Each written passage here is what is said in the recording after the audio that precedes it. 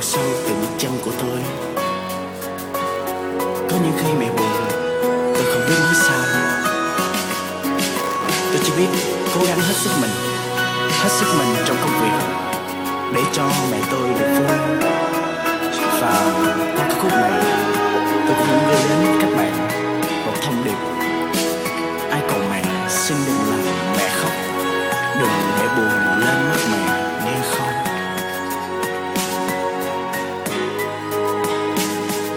Sao đêm nay mẹ tôi lại buồn, mẹ tôi lại buồn vì lo cho đời tôi.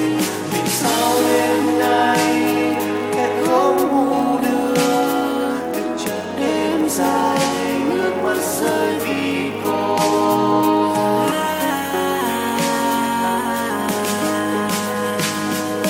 Bước Tết mãi trên con đường dài, mẹ vẫn luôn chờ che cho tôi những tháng ngày.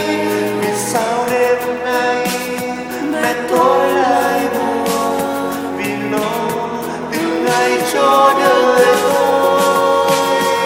Dẫu nước mắt không nói thành lời, mẹ vẫn luôn nụ cười che sâu những nỗi đau. Mẹ ơi mẹ ơi, con yêu mẹ nhiều, đi suốt cả đời không ai thương con bằng mẹ.